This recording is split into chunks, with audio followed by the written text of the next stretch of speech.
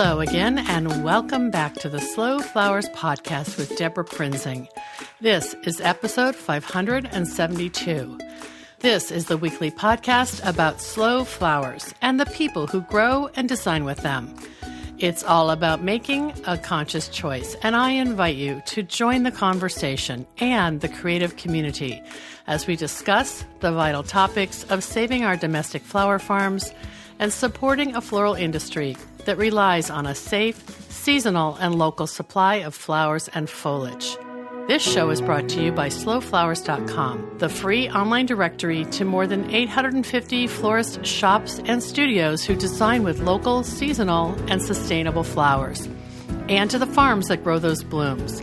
It's the conscious choice for buying and sending flowers. And thank you to our lead sponsor, Farm Grow Flowers. Farm Grow Flowers delivers iconic burlap wrap bouquets and lush, abundant arrangements to customers across the U.S., supporting U.S. flower farms by purchasing more than $10 million of U.S.-grown fresh and seasonal flowers and foliage annually.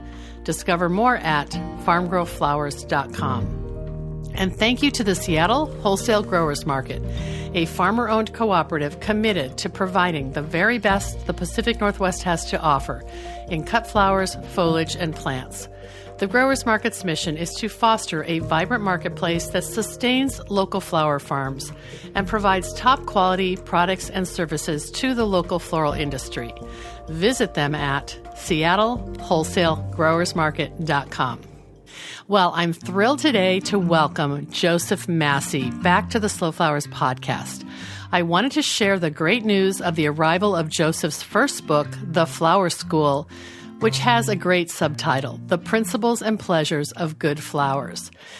This book was published by UK-based Hardie Grant and is now available online for pre-order.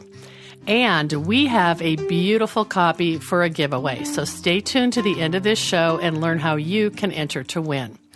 The Flower School is an impressive 305-page book brimming with full-color photography of the elements, principles, and theory of floral design. There are 25 step-by-step floral arrangements for the home, gatherings, celebrations, and for the pure pleasure of flowers. Before we welcome Joseph, here's a bit of his story.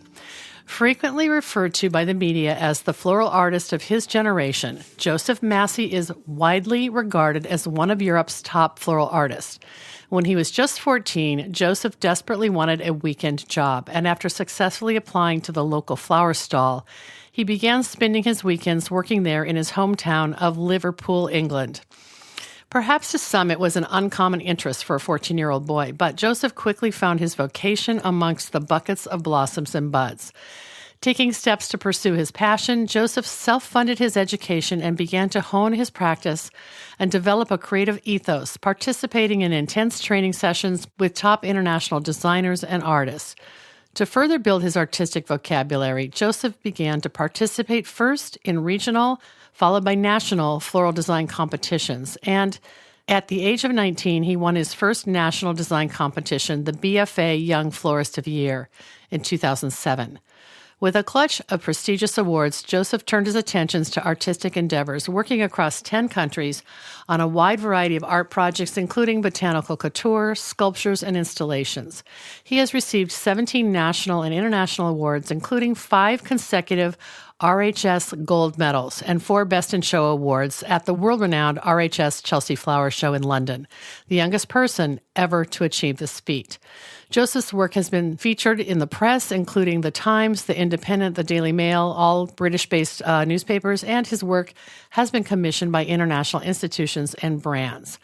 I'm thrilled to share today's conversation with you, and please visit slowflowerspodcast.com for episode 572, where our show notes are, and you'll see photos of his gorgeous book, as well as you can find links to Joseph's free online mini course called For the Love of Flowers, and all of his other resources as well. Let's just jump right in and welcome Joseph Massie.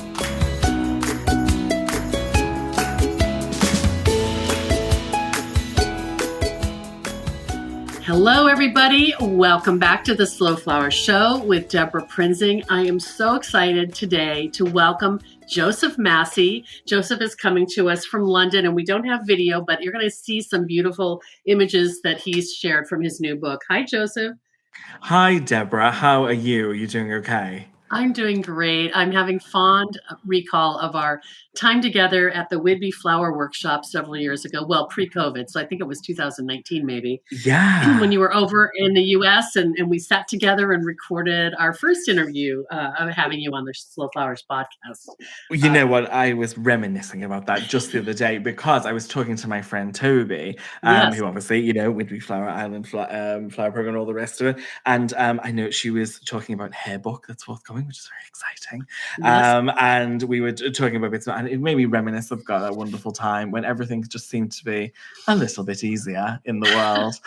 But what a gorgeous place that was that where we were. It yes, was this Fireseed Catering, I think it was, or something. It was, oh yes. my gosh, it was beautiful. Yeah, So maybe gorgeous. I'll show a photo of the amazing installation that you created that was breathtaking, mesmerizing, 100% sustainable, and really taught the students Stop it. some new techniques. Yes. I And mean, I'm blushing already, I have to say. So carry on. okay, well, listen, the teaching is why you were here in the US, and the teaching is what led to, I believe, many demands or requests for a book. I like how can Joseph Massey capitalize or capture or wrap his arms around a course or a lifetime of lessons in the pages of a book? And is that kind of how you approached the flower school? Tell me about how the book came together. Sure. So it was very similar to that, actually. I mean, I have to be 100% honest with you and say that it was absolutely a COVID project in the case where we were, I have a wedding and event studio here in the UK called Joseph Massie Flowers, and that was absolutely totaled during Mm, 2020. We did mhm. a total amount of 0 weddings and events Oh my here. gosh. So we went from having our restrictions were pretty severe. And so we didn't do a single wedding or event. And we had a lot of time on our hands, and I thought, should I crochet or should I try and write? And writing was definitely voted as the more promising of the projects. So, and I was kind of, I think, pretty clear from the beginning that what I wanted to do was a really good kind of foundation book, because I know that when I started out, I'm 34, I have to think then, 34 years old. So it wasn't a lifetime ago that I was a student, but it was a good, 15, 20 years ago. And I just remember how hard it was to find really, really good books that kind of provided a good, solid foundation into the world of floral design. And I thought, I don't think there's been one of these for a little while. So I thought maybe that would be a really good place to begin for a first book. It's so interesting you say that because I took a ton of notes when I was going through the book, which is so beautiful. We'll share images. It is 305 pages, which is, no small feat. You're going to get a lot of value for every page.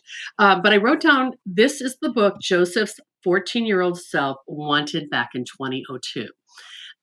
Hard to believe that was 20 years ago, that you have 2 decades of self-education and professional education Mm. under your belt, and that's what you've put together for the aspiring florist or a professional florist who wants to learn your approach. Well, it was very much what I hoped to do. I mean, it's so funny when you say 2 decades ago, because when people say 2 decades ago, I just think, oh, the 80s. I tend to don't like to think of myself being such an age, but you're so right. You weren't even And born in the 80s. Come on. I was 88, very, very, very tip of the age, very Okay. end. But yeah, I do. I think, oh gosh, what were fashions were like back then?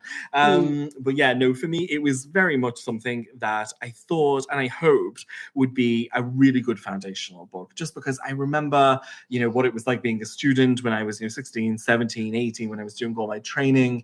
And I remember that thirst for knowledge, that kind of craving for knowledge, of just wanting to know everything, of how everything worked. And I felt such a frustration that I couldn't get all the information that I wanted as quickly as I wanted. And Oh my gosh, yeah. And so this book essentially was written for anyone who's got a passion for flowers who wanted to dive in more. And I hope it's a book that you can kind of skim through if you're not in the industry, you're not in the professional flower industry, and you just like flowers. You can have a skim through, and that's wonderful.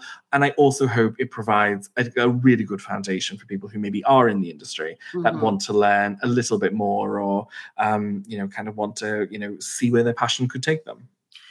It's interesting that you mentioned that person who I guess I would call the flower enthusiast, because Yes, I'm yes. noticing more and more coming out of horticulture myself that the garden crowd and the garden lover who grows, ornamental flowers just for their landscape, they are so curious about what are the techniques that the pros know and use, what are their tools they use. And is that a subset of the type of people who come to your school and want to learn from you as well? Or are you pretty much focused on professional florists? Oh no, absolutely. We have taster day courses where, with people who are just turning up, just wanting to have a go and get involved. And I think that when we kind of view floristry, I personally don't like to draw too much of a boundary between people who are kind of wanting to get in professional and people who are just kind of starting out. Because when you're starting out, I think all of the skills and all of the techniques and the knowledge that you're giving is so foundational. It can be taken in anyway. It can be done as taken as something that is just for pleasure, that you can arrange in the home or in the garden.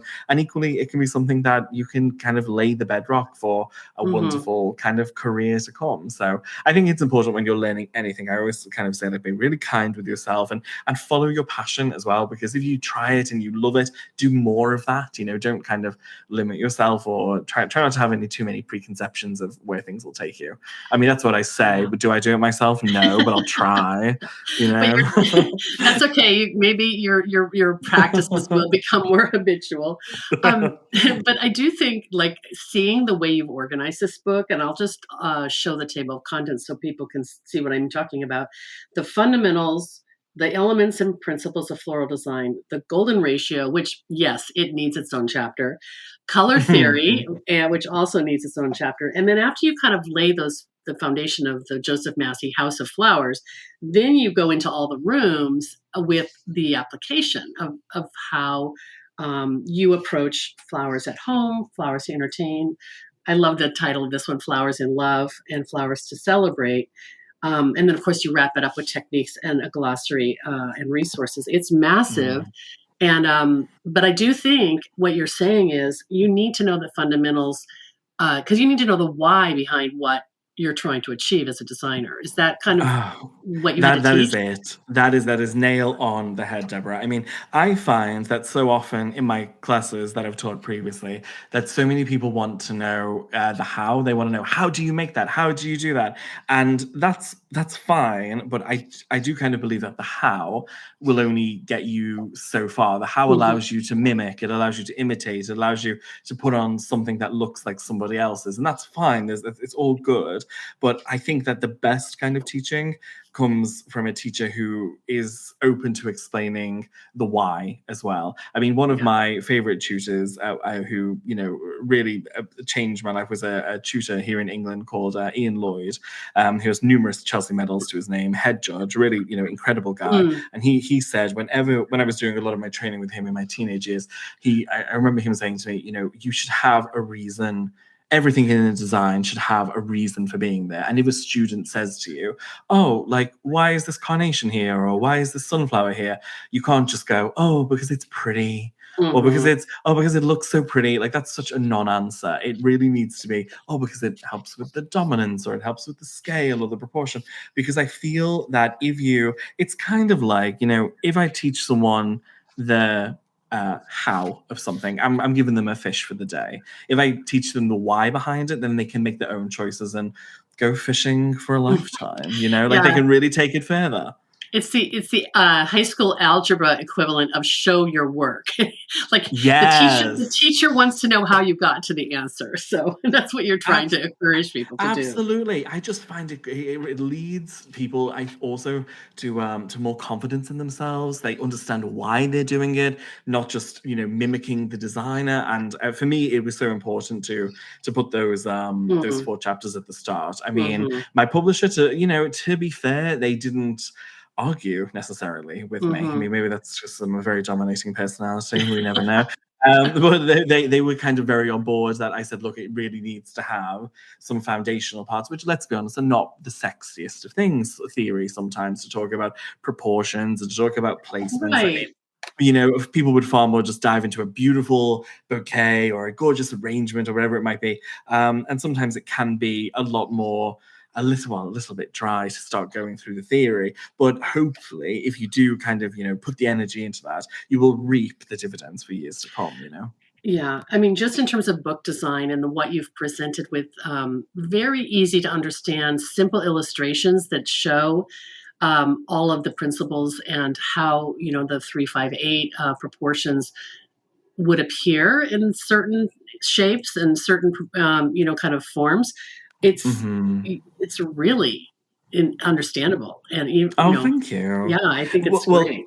I really wanted to include those as a little bit of a cheat sheet because, although I'm Mhm. like, learn the theory, build your bedrock, create a great foundation to build the design or art, career that you want to have. At the same time, it's always good to have a bit of a cheat sheet in there so that if you are a bit stretched for time and you've got a lot on your hands, you can flick to the page and be like, well, oh yeah, that's how Right, this would look, I love it.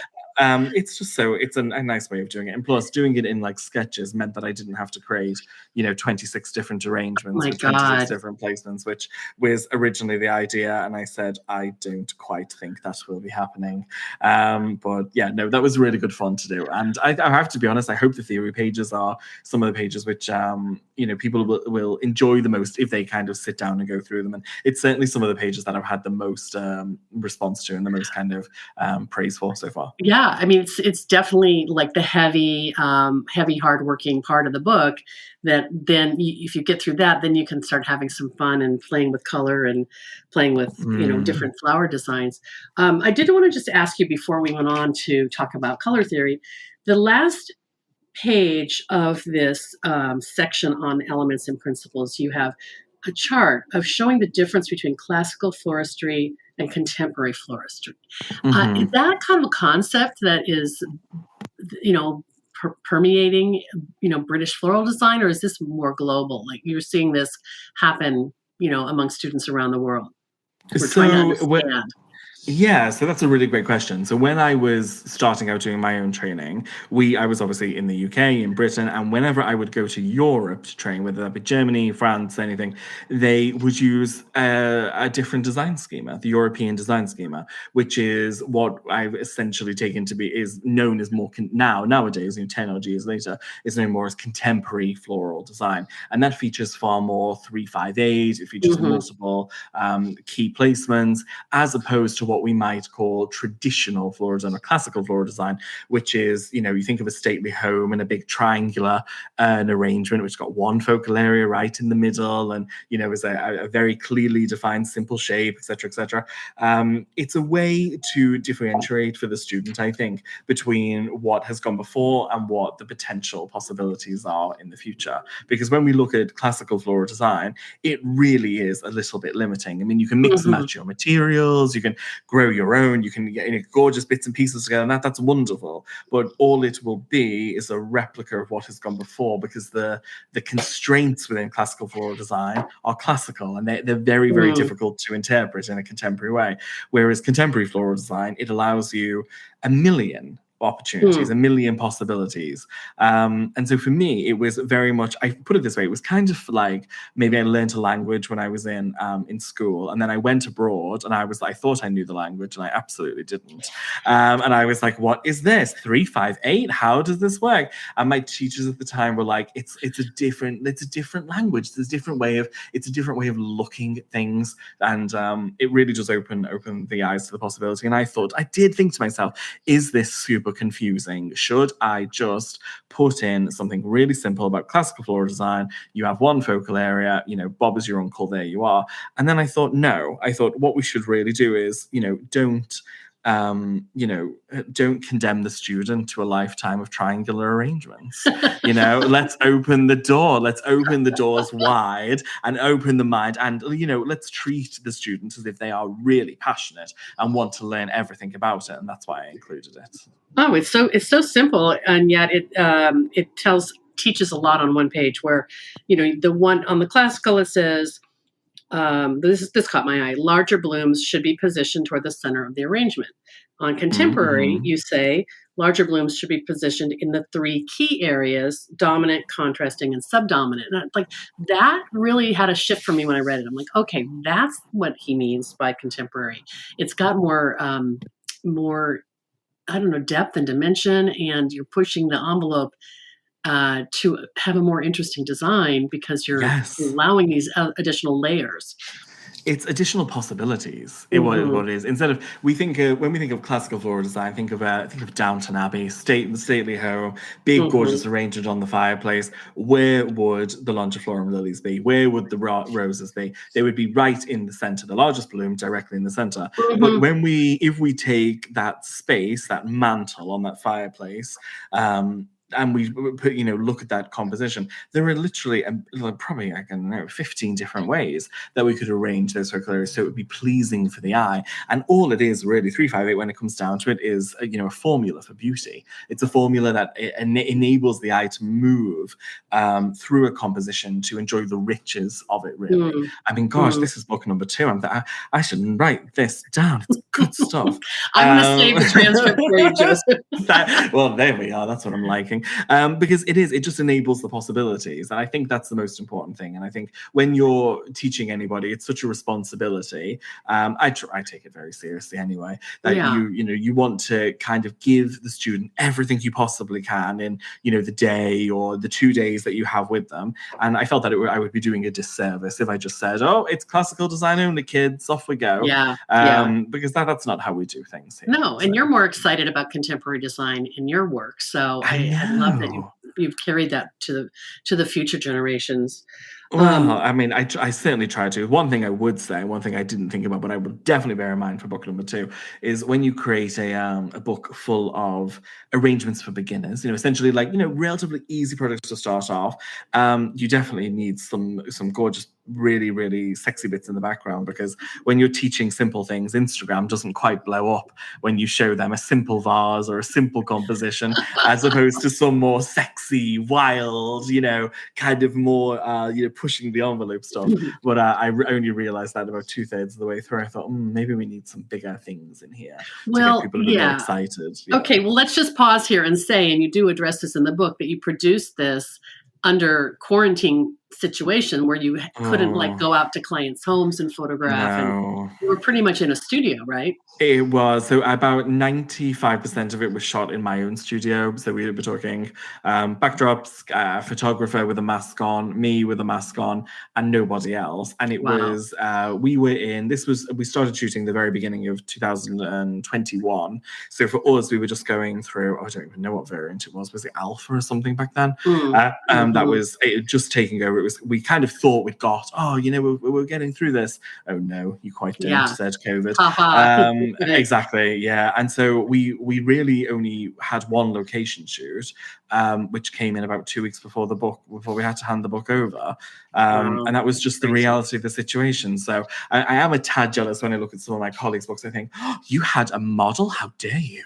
How did you manage to have another person and she's not wearing a mask? Or, you see some gorgeous, location shots, and I just think, oh my gosh. But I mean, at the end of the day, I do kind of think it saved me to, especially with this book, to really focus on what the pieces were and what I was trying to show in them, rather than, showing some gorgeous apartments or some beautiful homes or, but, I'm sure I'll be able to have that fun experience on another book in the future. That'll be your do-over. But right now, I think, when I look at it, and I'm looking at, for example, this beautiful photo in the color theory section, which is this poppy arrangement, which almost seems to defy gravity.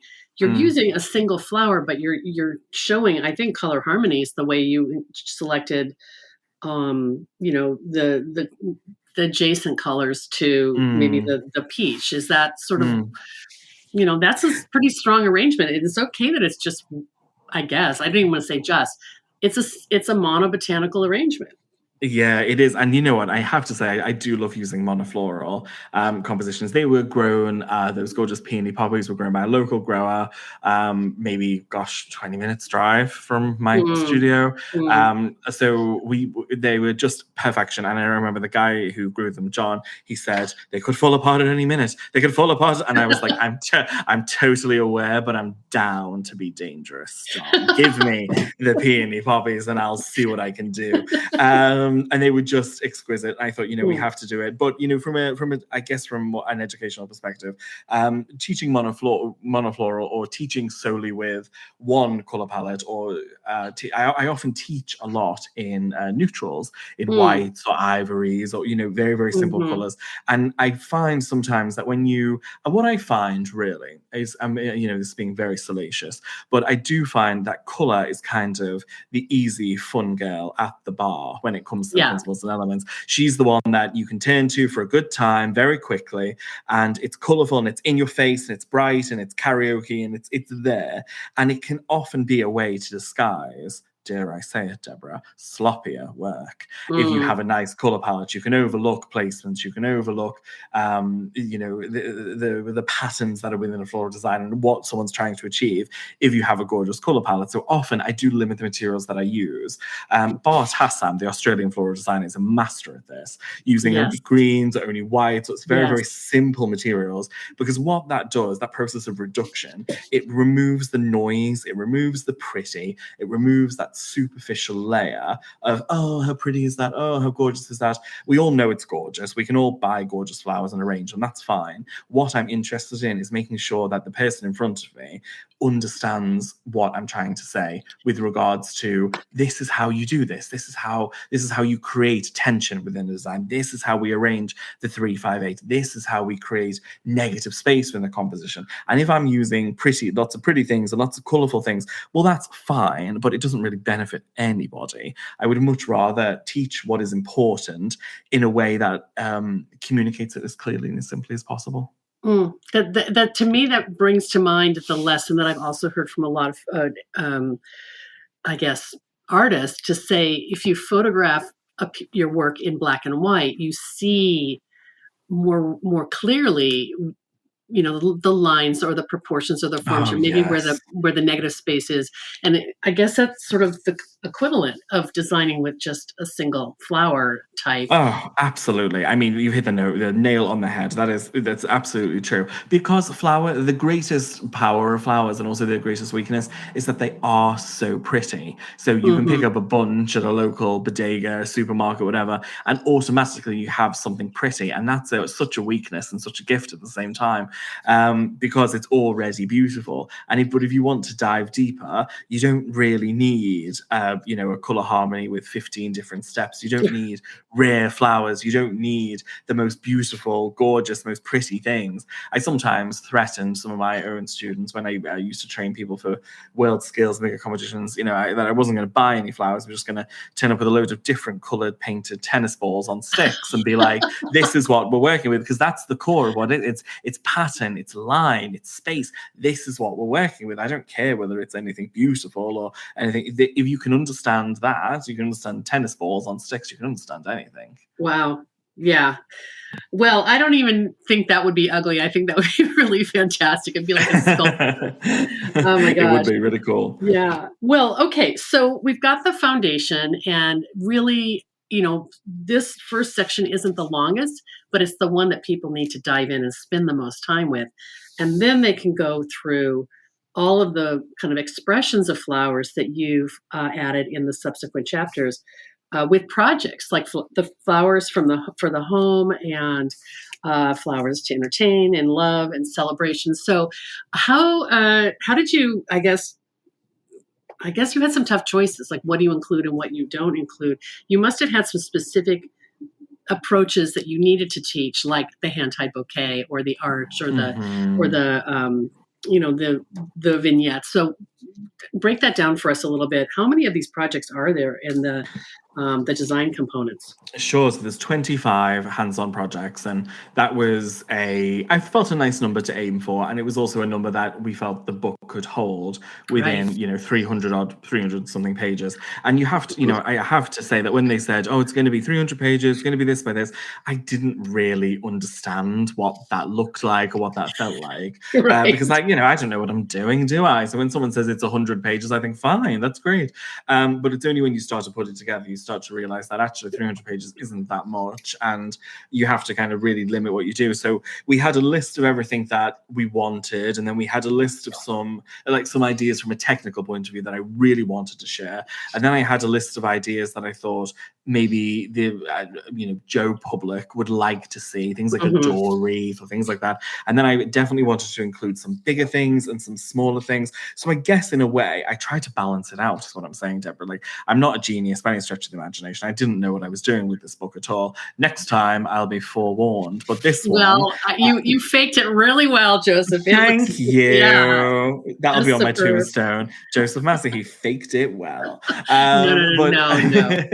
No, joking. Genius. It was very much a case of trying to find a good balance of things that I thought were the technical things that I thought would have real value, that skills that people could build on, skills that people could use as a pathway to something bigger. And then I wanted some things that were a bit bigger and a bit more sexy. And then I wanted some things that could definitely be done within the home. That went right. And throughout the book, I haven't used crazy expensive things or a mad selection of mad flowers. I've used what I like to think is flowers that are relatively easy to get hold of. There's nothing too crazy out there, nothing too expensive. I've used carnations and roses and tulips and the bits and pieces that the average person should be able to get their hands on.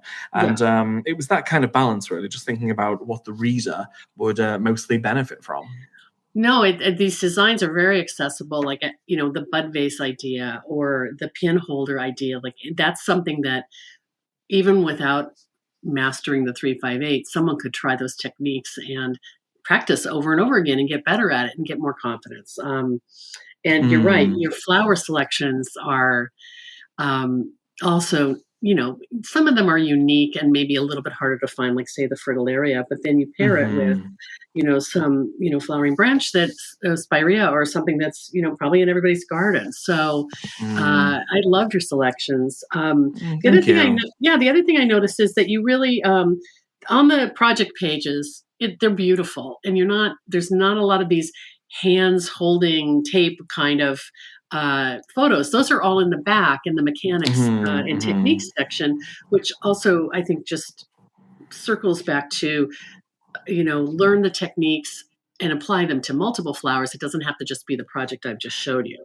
Correct. And I mean, to be honest, that was a way of keeping the projects tighter so that I wouldn't need to show 3 different variations of me using tape or 3 different variations of me using a pin holder, for example. So we thought if we group all of our techniques together, then we have a little technique bank for someone to be able to go to and reference and use. And then we can, of course, mention that in the project page. We can say, oh, we're doing a hand tie bouquet as per the technique shown on page ... Or today we're using, taped grid as per the technique illustrated on illustrated here, and that was what we kind of tried to. To be honest, the chapter 9, the technique page, is my favorite chapter. I just think it's because I just think it's so clean and so minimal, and I just think it flows very, very nicely. And if I was a new student starting out, that would have just been I would have been a gooey mess on the floor looking at that. I would have been like, oh, this is how I do everything. This is how I put everything together.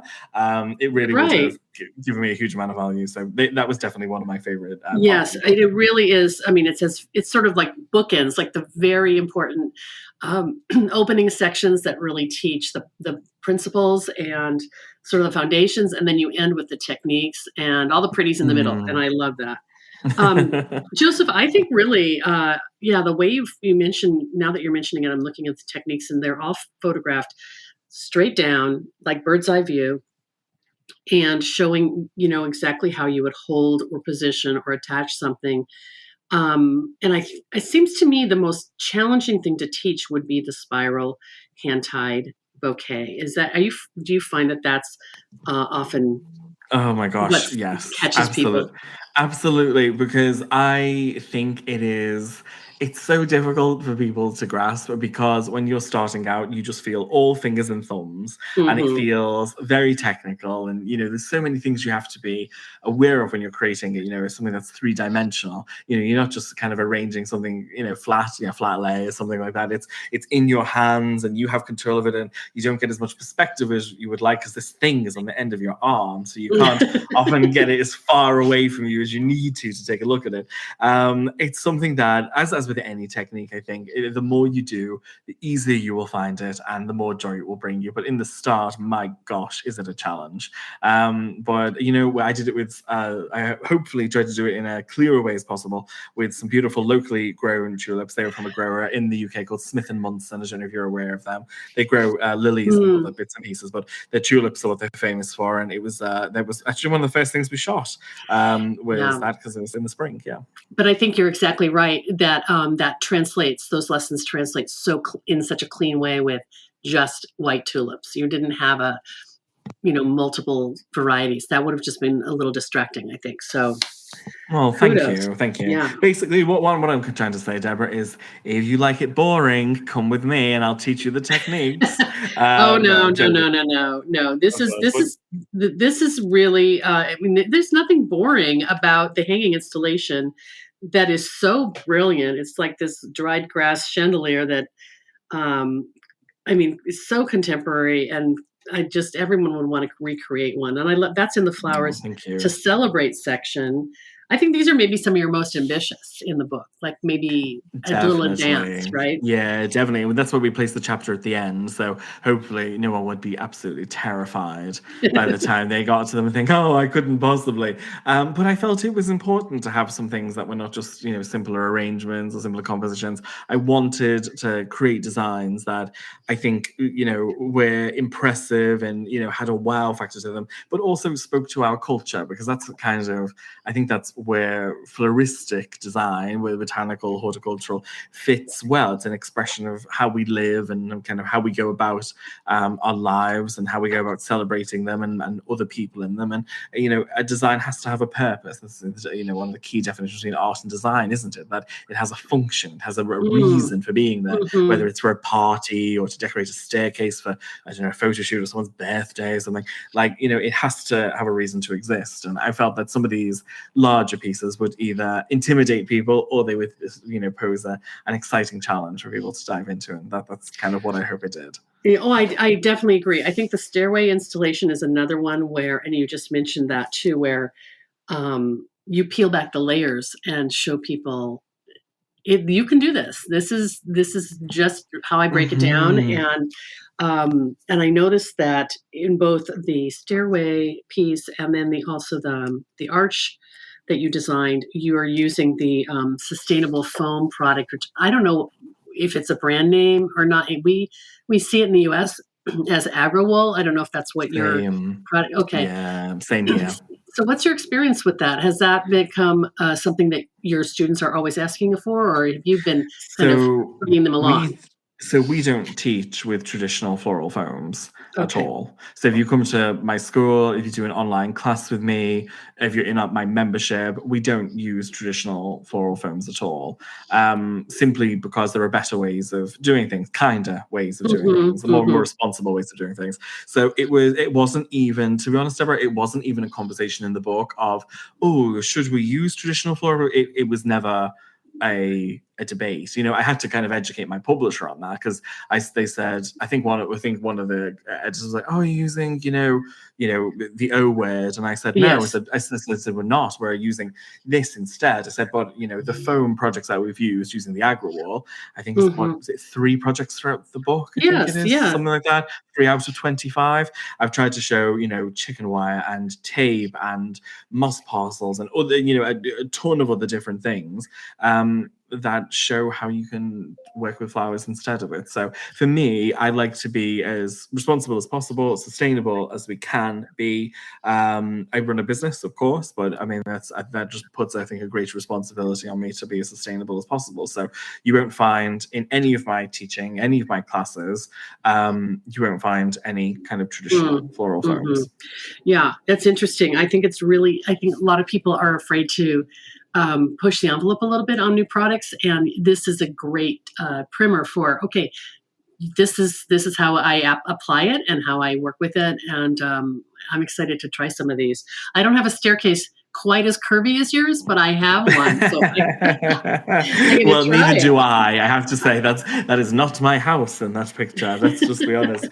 But it was very much a case for me. And I think what I've tried to do with the projects that do feature, the agro wall is hopefully it will provide a basis for, who knows, in a couple of years we might have something even better that we can, use, even more sustainable, and hopefully that will take its place. I mean, the only thing I was really conscious of is I wanted, I hear some great things in the US about things called like the ocean pouch and things, but they're not available in the UK. They're not available in Europe, and I had to be very mindful that anything I use and show has to be available for everybody. It can't just be a very niche product or someone who isn't willing to ship abroad yet, or So it needs to be accessible for that nature. But I think I tried to do the best I could to show contemporary floral design as it is, and a big part of that is sustainability.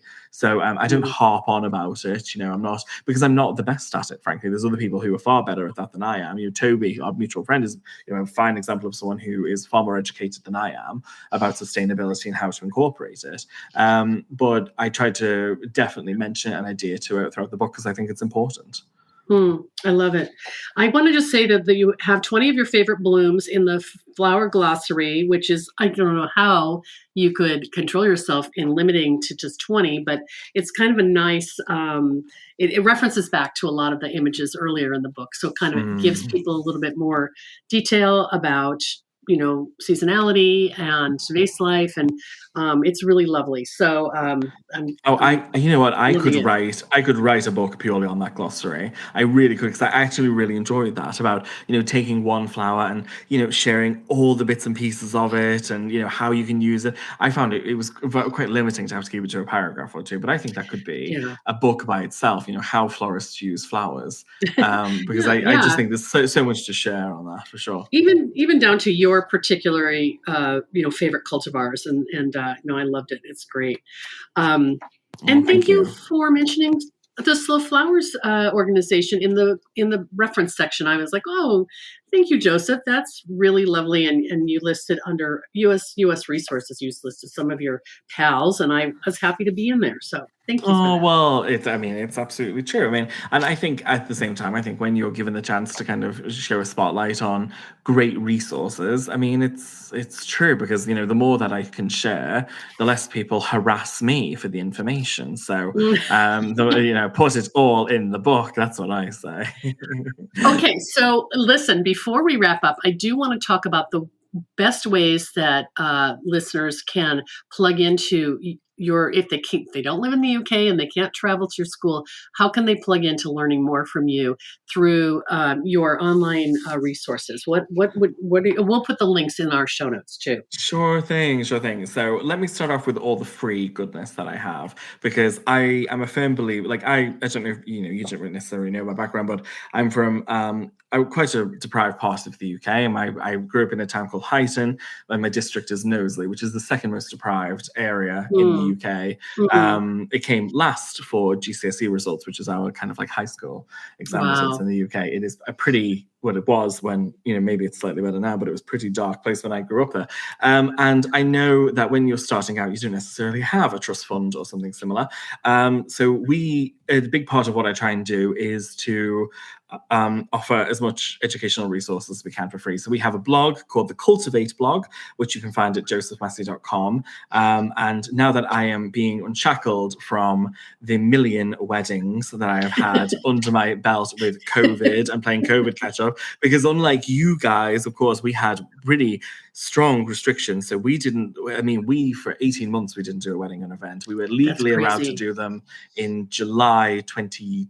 21, but of course most of my clients had already postponed to 22 by then. So now only this year am I clearing. I mean, to date, what is it? We're recording this in early August. I've done nearly 50 weddings so far this summer. It has been quite the journey, but here we are. So very much, we have a blog which we just started publishing quite a bit on. We try and publish twice a week on there.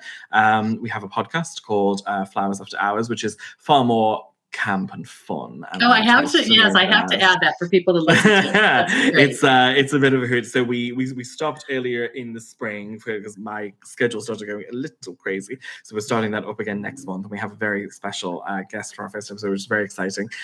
So we have the blog, the Cultivate blog. We have a podcast. I have a YouTube channel which I publish on every week. A new tutorial goes up on there. What else do I do for free? The blog, the podcast. Well, following you on Instagram. Instagram, all the goodness. Check that out. Right. And then if you're interested in kind of taking things a little bit more, I have two great things that I would offer. First of all, we have a membership called Flower Class. We have over 350 students in there they pay a small amount every single month, and you get access to over 100 tutorials. We recently added those up, and it was like something ridiculous, like nearly 2,000 minutes worth of education, which, I mean, frankly, who wouldn't want to listen to my voice on loop for 2,000 minutes at a time? Nearly 2 days. What a treat. Yeah. What a treat. What a joy. Some would say it's also being used for conditioning in North Korea, but that's unconfirmed. And then so the membership is a wonderful place to start, I think. And then we do have online courses and ebooks and things that we offer as well. I do have a free course out at the minute called For the Love of Flowers, which is a great beginnings course. It is completely free, of course, 3-part series. There's a few little bits on principles and elements in there and stuff as well. So we offer quite a bit free of charge. So if you're interested, I would head to josephmassie.com. You'll find the podcast there. You'll find the blog there. You'll find the free course there. You'll find links to the YouTube channel. All of that good stuff is free. So, I mean, if you are not wanting to spend a penny, you can get quite a lot of Joseph Massie for that. Wow, but if you do want the really good stuff, then I would say Flower Class membership is a great place to begin. Yeah, that's great. I will say that I didn't dig deep into your journey story because we covered it when I had you on the podcast. We did. I will also share the link for people who missed that, who can go back and hear that wonderful conversation Thank again. you. So yeah, Joseph, thank you so much for sharing your beautiful new book. It's ready for pre-order right now, and I will share the link so people can get in line and have their own copy. Congratulations, and I hope I see you again in person sometime soon. But it's been a very fun conversation, and congratulations on seriously a pièce de résistance. This is a magnificent project, and I congratulate you. I mean, that is incredibly high praise, and I will take every single syllable of it. Thank you so much. That's wonderful. Thank you so much, Joseph. Take good care. You too.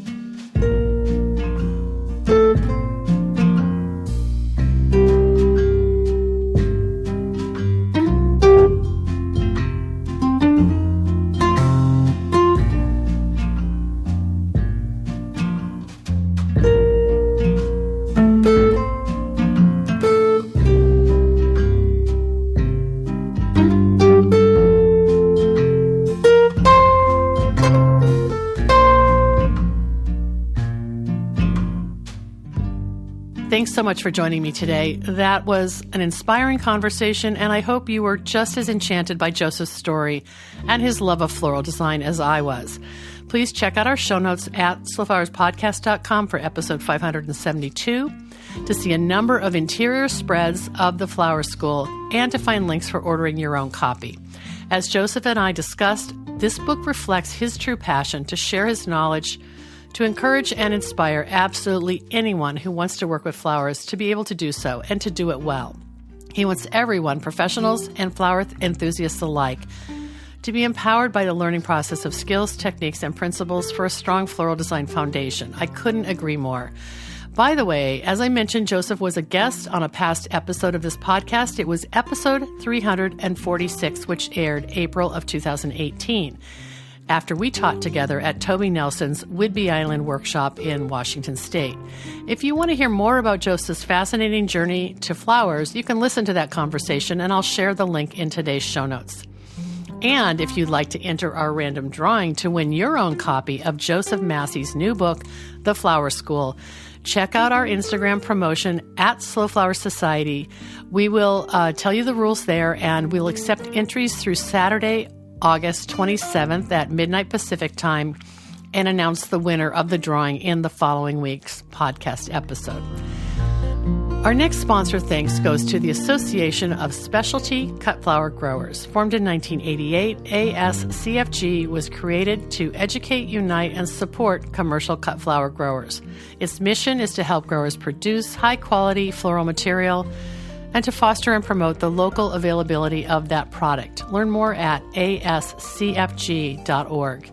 And a final thank you to Red Twig Farms. Based in Johnstown, Ohio, Red Twig Farms is a family-owned farm specializing in peonies, daffodils, tulips, and branches. A popular peony bouquet by mail program and their Spread the Hope campaign where customers purchase 10 tulip stems for essential workers and others in their community. You can learn more at redtwigfarms.com. Thanks so much for joining us today. The Slow Flowers podcast is a member-supported endeavor, downloaded more than 879,000 times by listeners like you. Thank you for listening, commenting, and sharing. It means so much. As our movement gains more supporters and more passionate participants who believe in the importance of our domestic cut flower industry, the momentum is contagious. I know you feel it too.